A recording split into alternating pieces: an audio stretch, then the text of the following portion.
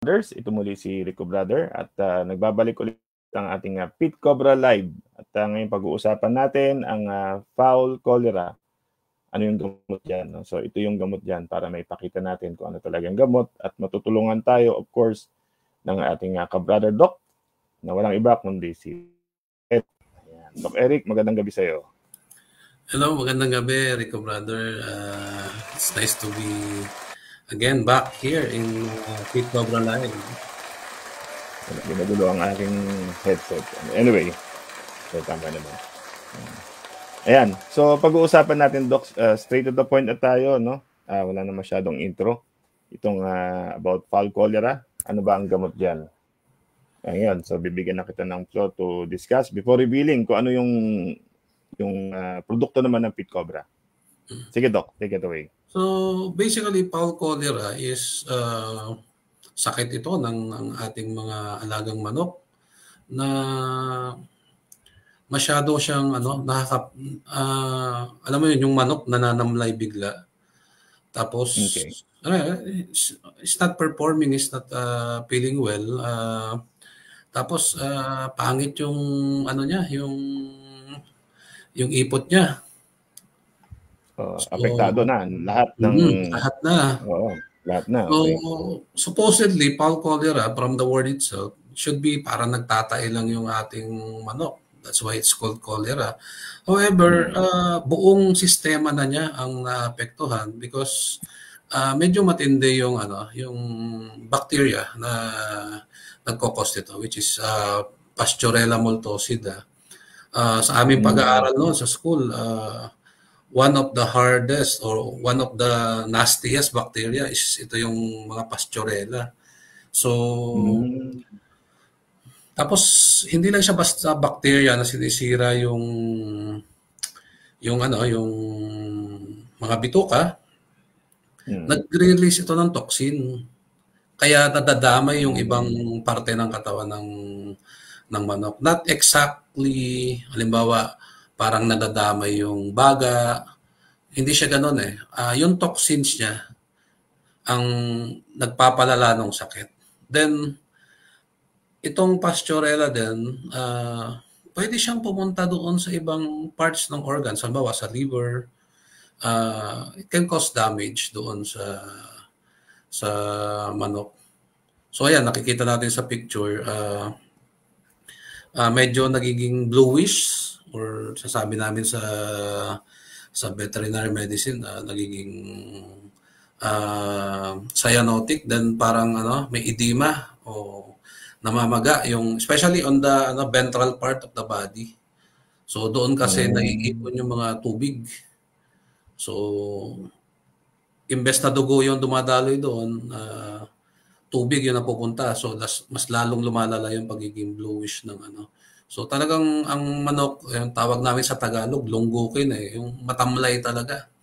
Talagang bagsak yung manok pag meron tayong foul cholera. And this foul cholera is yung causative agent niya. Nandiyan naman siya talaga eh. Again, stress. Stress ng alaga natin. So tulad ngayon, pangit ang panahon, mainit, biglang uulan, o kaya ilang araw na maulan, biglang iinit ng matindi. So nagkakaroon ng stress doon sa manok. Dito sa mga bagay na ito, paano natin maiiwasan yung foul cholera is that yung stress ina-avoid natin. Magbigay tayo ng vitamins. Maraming vitamins tayo sa Pit Cobra. Na pwedeng ma-avoid itong mga stress sa manok kasi hindi lang naman foul cholera ang magiging resulta nitong mga stress na to. Marami pang ibang sakit. Pero usually nga sa manok, pag na-stress yung manok, nagkakaroon siya ng pangit na ipot. So nag-iiba talaga yung ipot niya. And minsan hindi pare-parehas yung kulay na lumalabas pag stress yung manok. Isa lang ang foul cholera sa nagiging outcome o nagiging resulta nitong mga stress na to. So yung foul cholera, nasasabi natin pag medyo greenish yung ano, yung ipot. Pero ang stress, marami siyang ginagawa sa manok. Pwedeng maging reddish or may dugo yung ipot tulad nung ano nung meron tayong coccidiosis. Pag madilaw, meron tayong ano E. coli infection. So marami siyang ginagawa. So as a preventive, gamit tayo ng vitamins. Tsaka yung bago natin yung ano yung antioxidant, yung noni, yung may noni natin. Proherb noni. Noni. So malaking tulong 'yan. So pag-usapan naman natin ngayon, anong gagawin natin kung ma-determine natin na talagang highly suspected na Paul cholera nga ito. So, since Pasteurella, sa karakteristik ng bacteria niya, medyo mataas na antibiotics ang binibigay natin. Saka considering malala. I-cut lang kita, sorry. Again, it's stress yung cause and bacterial infection, tama? So, pag na-stress yung manok, yung mga bad bacteria na nandiyan na sa kanya, dumadami. Pero wala bang outside source na pinanggagalingan yung bacteria? May outside source din. May outside source din siya. Pero yung nga, parati naman siya naandyan. Hindi naman talaga siya bigla na lang, ano ba, for example, parang virus na biglang pumasok sa farm mo. Yes. Hindi naman siya ganoon. Nandyan lang yung bacteria natin. Dahil lang sa stress, nagkakaroon ng imbalance sa katawan, doon sa bituka ng manok, dumadami na lang sila bigla. Sa pagkain? Pagkain, pwedeng another source. So yung pero hindi nakakahawa to, no? Hindi I mean, manok sa manok. Ganyan. Hindi siya nakakahawa in the sense na parang lilipat siya. Hindi naman siya ganoon. Ang ano lang natin diyan is halimbawa pag merong affected na manok na napadami niya masyado yung bacteria. So pag umipot siya, napunta yung ipot dun sa iba, mas mataas na ang tsansa na magkaroon din ng ng bacteria yung ibang manok. Pero it's not highly contagious, na tipong magkasama lang sila sa kulungan. Healthy naman yung isa, mukhang mas healthy naman siya kumpara doon sa tinamaan. Hindi ibig sabihin nun tatatamaan din kaagad yung isa. So it's a factor of yung immune system ng manok. Okay. So kaya ang stress napakalaking factor sa sabi ko nga kanina, with this weather, ang stress ng manok napakataas. Tapos taglugon pa, di ba? So approaching tayo sa taglugon kasi nag-iba na yung temperature. So it's normal ang taglugon, pero yung stress na dinadala niyang paglulugon at saka nitong weather, marami tayong pwedeng gawin. Marami tayong pwedeng ibigay sa kanila para tulungan sila na labanan ng stress. So actually, kung stress ang pinag-uusapan natin, Doc, hindi lang isa, dalawa, produkto. At marami. Oo. Kailangan i-consider, no, ng ating mga co-brothers. Na yan, mga nanonood from Facebook, YouTube, no, ang ating Pit Cobra page at saka yung ating YouTube channel. Maraming salamat, no, sa pag-tune in. Mamaya na yung mga shoutout. So, wag natin i-interrupt si Doc. Yan na, magbabanggit na. Yung solution ba to, Doc, o treatment? Paano ba? Ano ba yung next natin? So, kung highly suspected nga natin na ito ay Paul cholera, especially kung medyo greenish at malambot yung tae ng manok, yung ipot ng manok, pwede na tayo magbigay ng antibiotics. Ang isang magandang antibiotics na ginagamit natin usually is yung combination ng lincomycin at saka ng spectinomycin. So, I think Pit Cobra has a product, L-Spectrum B. So yung L dyan is lincomycin.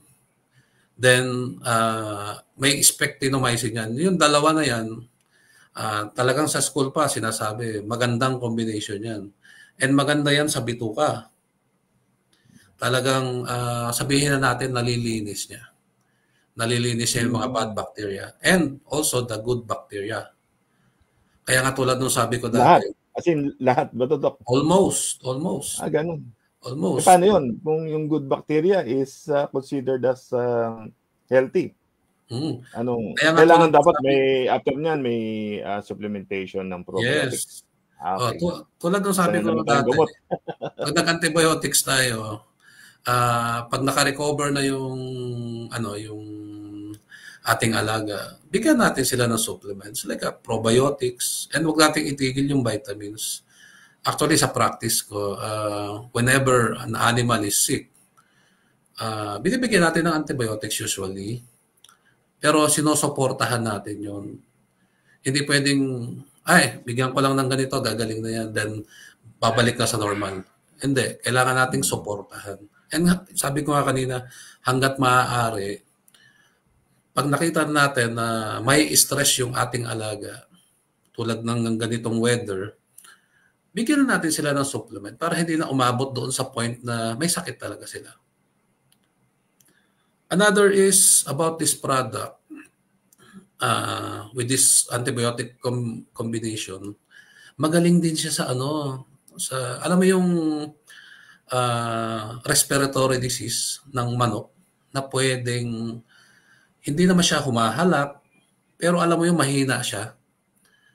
Tapos magaan siya kahit na maganda ang pagkain. Usually mycoplasma ang cause niyan. Pag na-stress ang manok, hindi lang bituka niya ang naapektuhan. Naapektuhan din yung baga niya. So yung paghinga niya parang kulang sa hangin. So halimbawa, pag nag-i-sparring tayo, parang okay naman lahat. Bakit kaya? Baka kasi may mycoplasma kayo sa farm o tinamaan na yung farm nyo ng mycoplasma. Another suspected naman yan. So pag pumasok yung mycoplasma hindi siya natural. Pero once tinamaan na kayo, nandyan na siya. Mahirap siyang i-eliminate. So pag meron kayong hindi ma-solve na respiratory problem, na parang ginawa nyo na lahat, wala na, pero parang kulang pa din. Parang kulang pa rin sa hangin yung alaga natin, yung ating panglaban. Try this, itong L-Spectrum B. Kasi natutulungan niya na pababain yung mycoplasma load. So, kumukonte siya. So, bukod sa bituka, pwede siya sa baga, sa respiratory diseases. And especially may B siya, may bromhexin. So, mas mapapaluwag niya ang paghinga. So, may magtatanong dyan, paano Dok kung wala namang, hindi naman problema yung baga? Ano lang talaga, parang nagtatae lang siya. Pwede ba rin ba itong L-Spectrum B? Yes, pwede po. Usually, mga 7 to 14 days ang treatment. Beyond that, wag na po natin masyadong i-extend pa kasi may mga side effects na po pag sobrang haba na. And ibig sabihin lang nun, 14 days ka na nagtitreatment, hindi ka pa rin satisfied. Meaning, kailangan mo na mag-iba ng gamot. So, yun pero sa base sa feedback nung sa mga dealers natin, sa mga tindahan, at sa mga end users na rin na talagang napakaganda na produkto na ito. Talagang gumagaling, no? Talagang yes. no doubt. Ika nga, bagsak na nga yung manok. Even sisiyo, may nagkukwento sa amin. Talagang kinabukasan na yun. Tumatayo. Talagang tumatayo at wala nang sakit. Pero syempre, nabanggit mo na nga na up to 7. Base naman sa dosaging naman natin, ito, pakita ko itong ating powder sa mga sisiyo. Ayan. Meron din tayong sachet, wala lang akong sample. At i-plug ko na rin, available na to sa Shopee, yung sa Pit Cobra in Lalapit Store.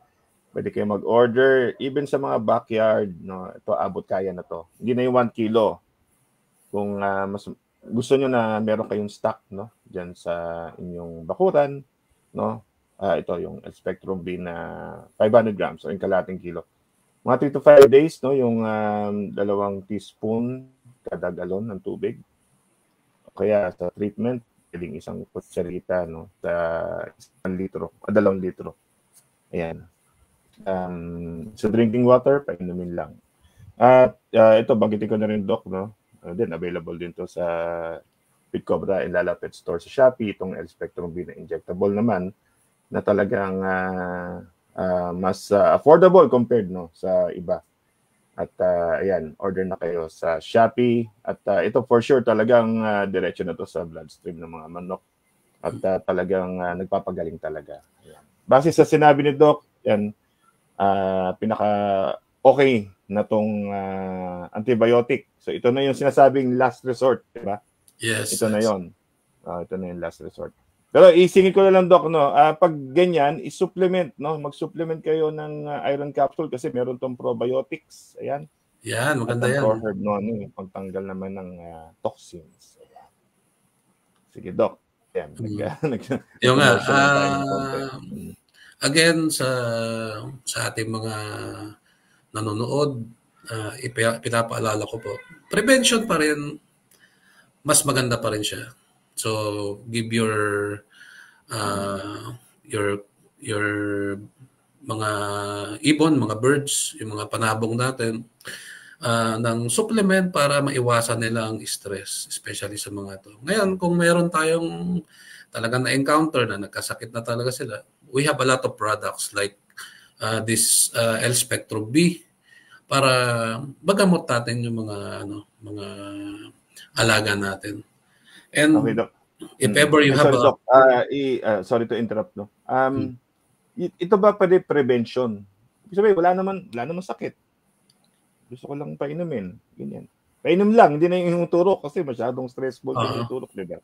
Yes, pwede naman siyang prevention. Kaya lang as a veterinarian, ito ring lincomycin kasi isa sa pinakamabilis na magkaroon ng resistance.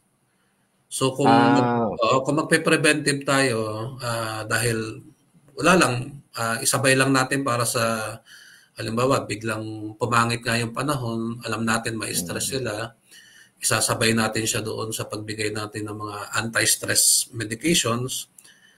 Gamit na lang tayo ng ibang antibiotics like amoxicillin or TMPS. Itong L-Spec, i-reserve natin to para doon sa sa ano na talaga, malala. Sakit na talaga, malala. Ay, Doc, sorry, nabanggit nyo yung TMPS, pwede siyang prevention. Pwede siyang, amoxicillin pwede siyang yung amoxicillin na 1 kilo lang kasi yung available natin sa amoxicillin. So prevention pwede rin siya. Pero kung hindi available yung mga antibiotic nung nabanggit yung produkto naman ng Pit Cobra yung amoxicillin na 1 kilo at saka yung TMPS na capsule at saka 1 kilo at meron ding kalahating kilo niyan. Wala pa tayong sachet soon, abangan niyo yan. Ito na, Doc, ito na. Stress. Yes. Yung ano nyo kanina. Stress. Actually, vitamin C. May kusakan na parang school of thought ngayon nauuso for ilan na mga almost a decade na hindi na talaga nagbibigay masyado ng antibiotics unless may sakit. Tama. So ang ginagawa talaga natin is probiotics, yung mga herbal supplements, vitamins, minerals, yan yung binibigay talaga natin. And that's why nakikita rin natin sa mga companies like Pit Cobra na nag-develop tayo ng mga gamot na nilalabanan yung stress. Na tinutulungan yung katawan. So ito yung mga preventive sa mga Okay, sorry. Okay. Sa mga sa mga brothers natin, yung mga akala nyo ito conditioning lang. Hindi. Maintenance. Saka prevention. So, kumbaga hindi lang to conditioning lang, may laban, tuloy lang yung gamit. Sigurado walang sakit yung manok nyo. Ito naman kung bibili lang kayo ng 15 ml, pwede naman to ipatakpan din sa mga waterer, sa mga drinking water ng mga inyong mga alaga. Inumin din to para lang nag-iilan din kayo ng vitamin C. Ayan. So, again, ProHerb lalong sumisikat tong produkto na ito. Ayan, Doc. Talagang importante. At since banggitan ni Doc, it's all about stress. Ayan. ProHerb Noni. At yung iba, marami pa tayong mga produkto pa. Probiotics yan, nabanggitan ni Doc. Iron capsule. Diba? May beta-glucan pa siya. Tayo dyan. Ayun, may beta-glucan pa. Alam nyo ba yung beta-glucan? Napakaganda. It's a product na nagpapataas ng immune system. So, ibig sabihin, pag may tumama na potential na pathogen or yung nagkukos ng sakit, tinutulungan niya yung katawan na mas i-enhance, mas gumanda yung response niya. Yan yung ginagawa ng beta-glucan. Yung probiotics natin, ito yung lumalaban sa mga bad bacteria natin, mga bad organisms doon sa ating bituka, usually sa bituka, ang probiotics. Tsaka siyempre yung dugo, di ba? Dugo is Yes. diba? Kaya magandang combination din to eh. Meron yan, si Pit Cobra. Yan ang mga kailangan natin. Actually, Prevention, yan, di ba? Yan. Maganda ang line-up ng products ng Pit Cobra, from preventives to treatment.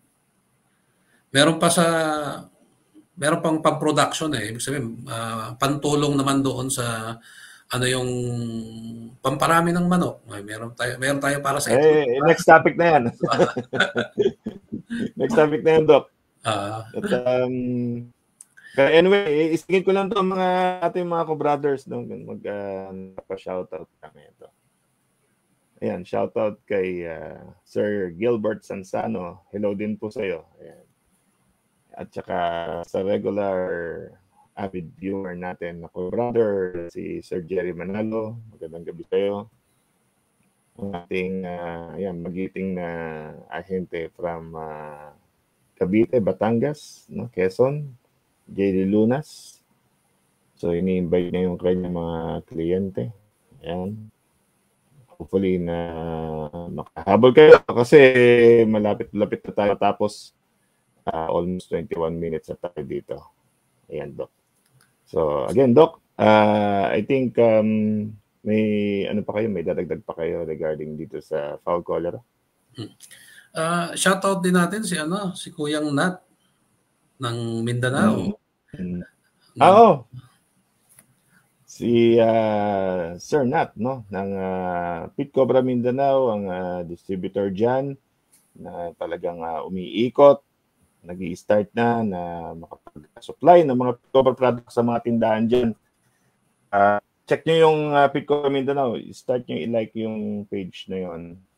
At sa mga dealers na gustong mag-apply or gustong magkaroon ng mga produkto ng Pit Cobra, yan. Kausapin nyo lang si Nat. Ayan. Mamaya, papakita ko yung numbers on the screen.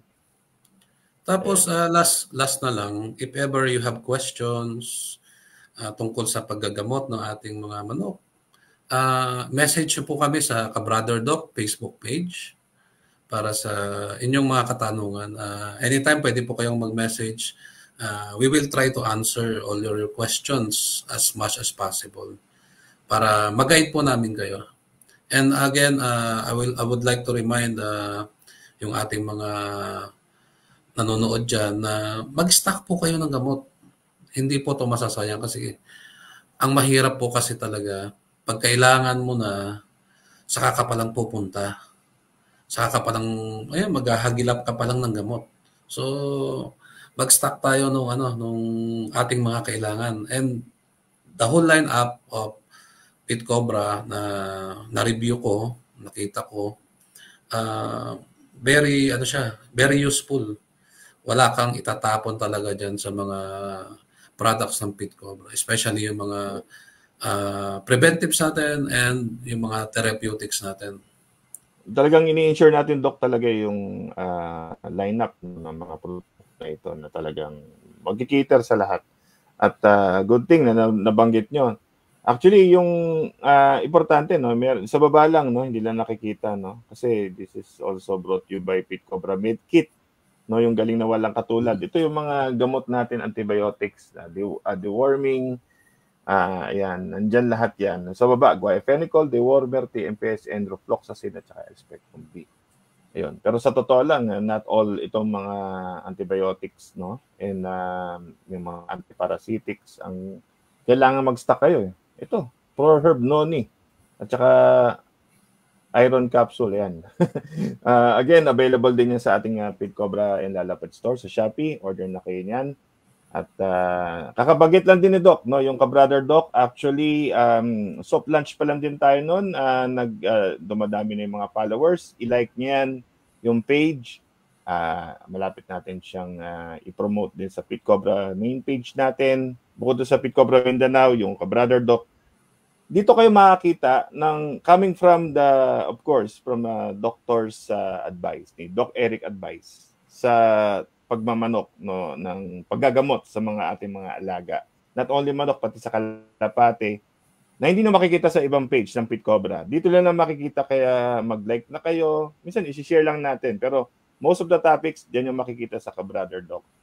Although, itong stream natin, soon, ilalagay na natin sa ka-brother Doc, no?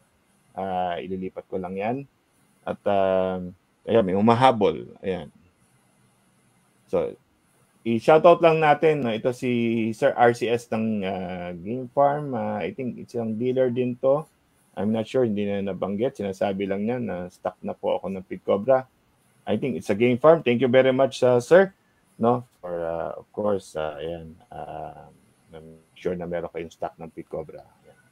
At again, El Spectrum B for the foul cholera. Pag ito dumapo sa manok, yan sigurado. Anyway, Doc, baka may ano ka ba? Kasi 26 na tayo. 26 minutes. Time check. 10:12 p.m. Ayan. Maraming salamat sa pag-tune in, mga brothers. Doc, baka may... okay. Okay na. Ano na ako, singit ko lang to, no? Yun.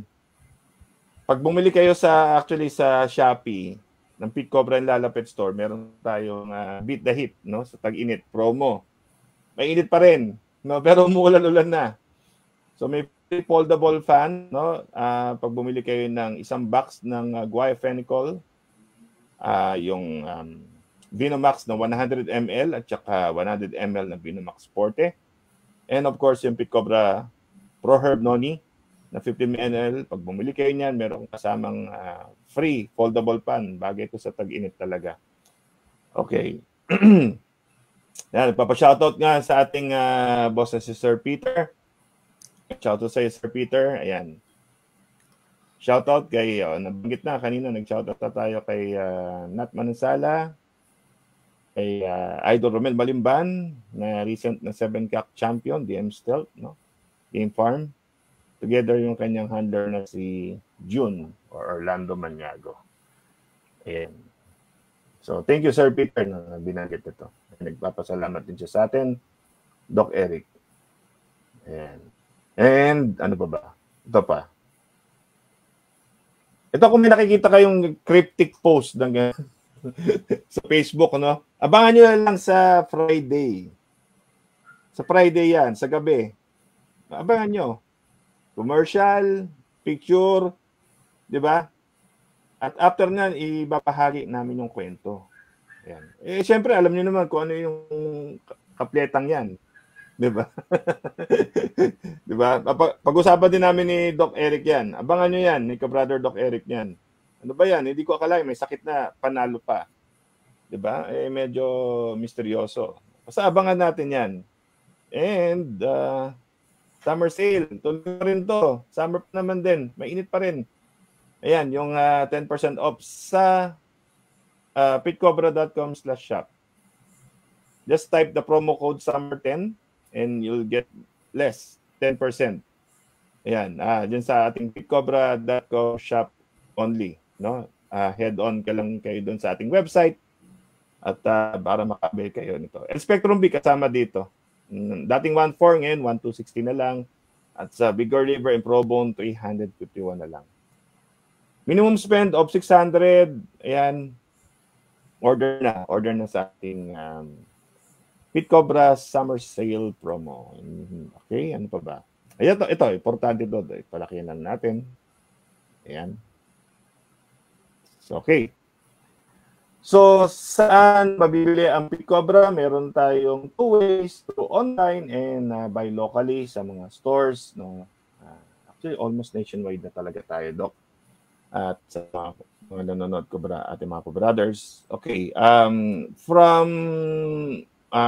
Kung bibili kayo sa online, Siyempre, no, hassle-free, di ba? Conveniente, nation delivery, COD pa yan. Pwede kayo tumawag, 0995-193-5280. Pwede rin kayo mag-email, pitcobraofficial@gmail.com. Sa Facebook Messenger, no, Pit Cobra, The Game Changer. Yan. At actually, sa Cobrother Doc, kung gusto nyo umorder dun, pwede rin dun. Mababasa din namin ni Doc Eric yan. Sa website ng pitcobra.com/shop at sa Shopee, Lazada, and soon sa TikTok Shop. And buy locally sa ating mga representative natin, sales representative natin. Tawag lang po kayo, no? Ayan, shoutout kay Sir Romel. Siya yung nag-handle ng sales. Ayan, kanina si JD ng Cavite, Batangas, Quezon. Yung number niya. Makikita niyo rin yan sa ating Facebook page. Shoutout din kay Jamboy ng Nueva Ecija, Pampanga, Tarlac, Bulacan. Ayan ang number niya. Kay Jonard, no, ng Cagayan, Isabela, Nueva Vizcaya. Kay Albert ng Metro Manila, Rizal, Tagbut. Yung mga number. And of course, sa Mindanao naman, Sinat. Ayan.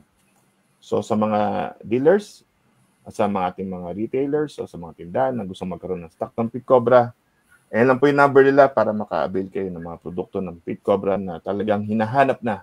Ayun. Okay, ano pa ba nga papakita ko?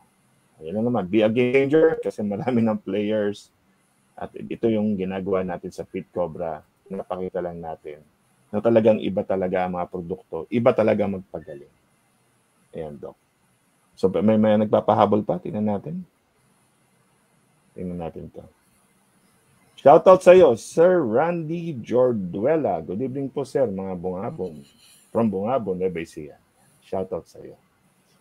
Okay, talagang inaabot talaga tayo, Doc, ng 30 minutes. Minsan kulang pa talaga yung oras sa atin. At abangan niyo lang, Doc, no. Pwede naman natin ituloy ito tomorrow. Abangan niyo lang yung announcement, yung event, yung event schedule for tomorrow. Same time, no? Same channel, same Facebook at saka sa Brother Doc, baka ilagay na rin natin to. Abangan nyo lang, may pag-uusapan natin kung anong magiging topic. So, check lang lagi kayo sa ating Facebook, sa Facebook page. Yan. Okay? So, muli, no? Maraming salamat sa pag-tune in and then this is the end of our live stream, Pit Cobra Live. Doc, baka may shoutout ka, papasalamatan o greetings. Yan. Of course, kay Kuyang Peter, I'm always thankful for the opportunity na ibinigay niyo sa amin na makapag-share ng aming kaalaman. And matuto din kami sa itong mga products ng Pit Cobra na I really appreciate the lineup and how it was taught. So, thank you. And sa ating mga nanonood dyan,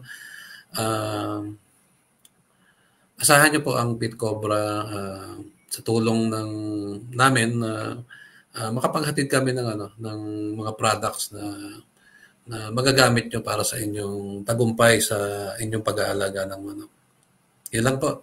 Magandang gabi po. Okay. Again, ang Cholera, ang gamot dyan, Spectrum B, samahan nyo ng, after nyan, samahan nyo ng anti-stress na ProHerb Noni at ang probiotics ng Iron Capsule.